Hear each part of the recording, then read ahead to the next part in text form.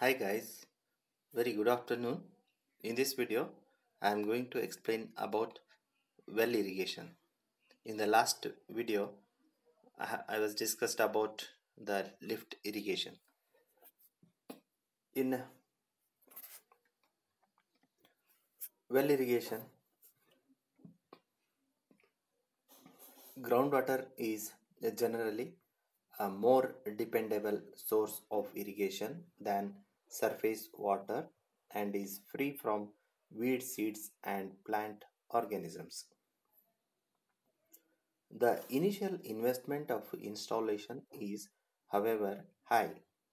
The best water-bearing stratum or aquifer is coarse gravel free from sand, but such formations are rare to find. An aquifer is saturated formation which creates groundwater reservoir and yields sufficient quantity of water to wells or springs.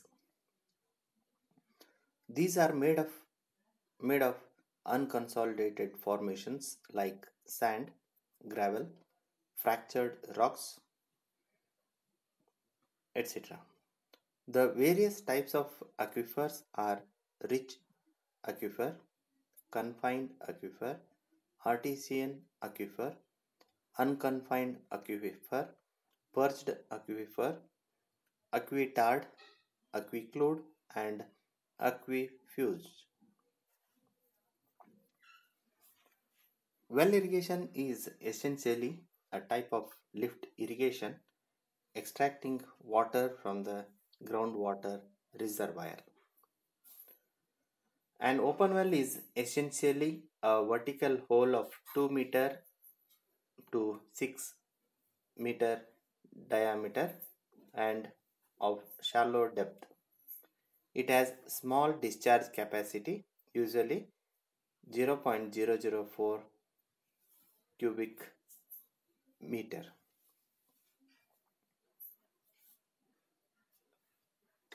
It draws water from pervious stratum only. The contribution of water is from the bottom and sides in case of an unlined well.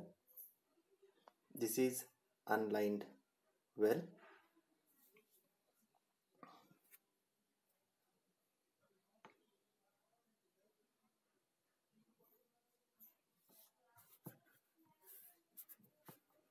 The contribution of water is from the bottom and sides in case of an unlined well. You can see the figure 3.7. It shows the bottom side and the sides. The water is entering into the well because it is unlined. Unlined means the wall is not covered the side wall of the well, and from bottom only in a lined well, it is preferable that the well penetrates to such a depth below water table that there is a water depth of 3 to 4 meter during a dry year. In the lined well, the bottom side is open as a cavity. The aquifer has a water that will allow to enter the water into the well. Only sides walls will be constructed is called as lined well. Unlined well means no wall is constructed for the well and bottom side is also open. Lined is side walls is constructed and the bottom side is open, so aquifer water is entering easily into the well, so yield will be good in the well.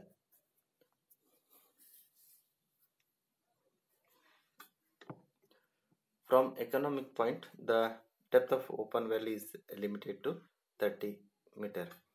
Uh, for economic point of view, the depth is limited to 30 meter. But nowadays, because of the dry up, the fractures, shallow fractures are become dried up, so we have to go deeper and deeper. We have to get the water from second fracture and or third or fourth fracture by deepening the well. Yield of an open well can be increased to a considerable extent by boring 8 to 10 centimeter diameter hole in the center of the well, penetrating into the lower rich water bearing formation.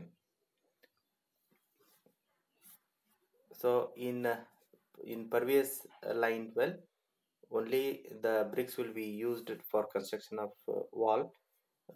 Here the bricks will absorb the water from aquifers, and the water will enter into the well, or the well collects the water from the bricks which is uh, absorbed from the aquifer.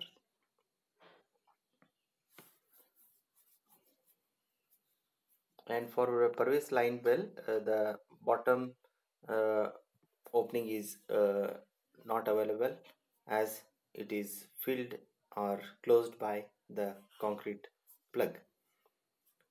So in which location the open well is the feasible open well can be established?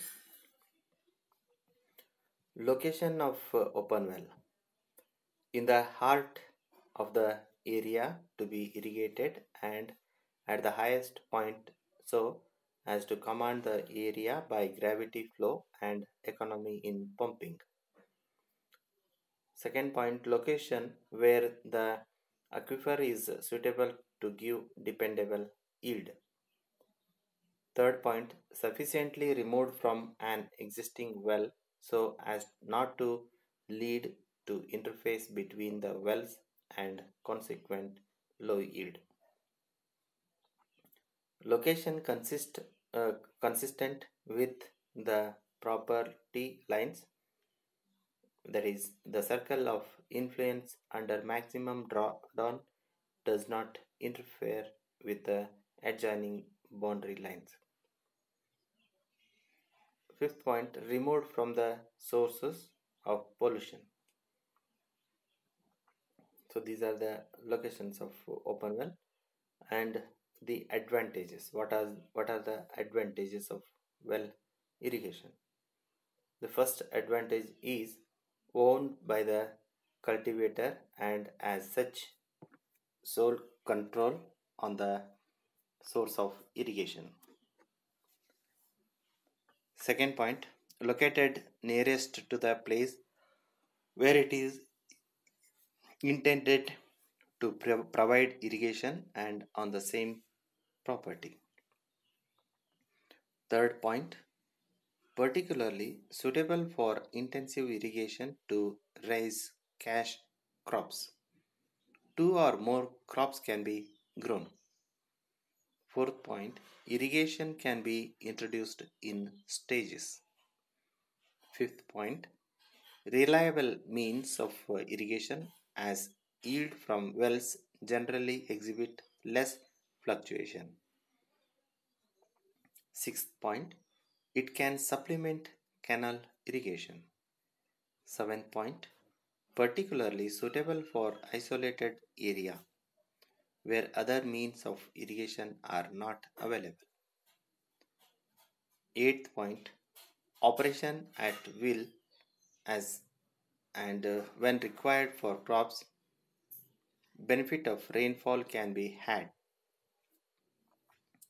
Ninth point, supply is more uniform in quality temperature and chemical composition, and as such more conducive to crops yield. 10th point, supply is free from weed seeds, plant organisms, turbidity, and bacterial pollution.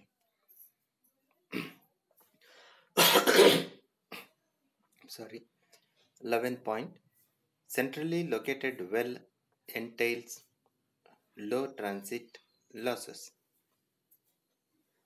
And the last one is economical water use, as irrigator has to put in labor for lifting water and hence higher duty and low delta.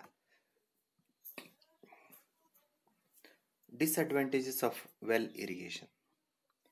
Costly means of irrigation, as it is essentially a kind of lift irrigation. Second point, low discharge and consequently small area irrigated by a well. Third point, water is silt free and devoid of manorial value. More fertilizers are required to be added on agricultural lands to raise crops yields.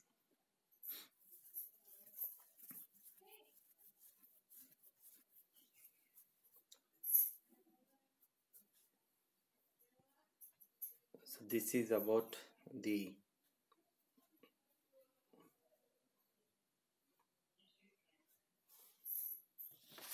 well irrigation.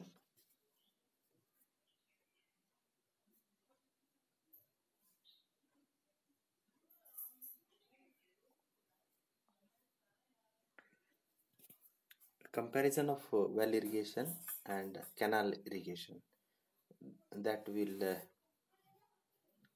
comparison I'll discuss in the next video. Thank you.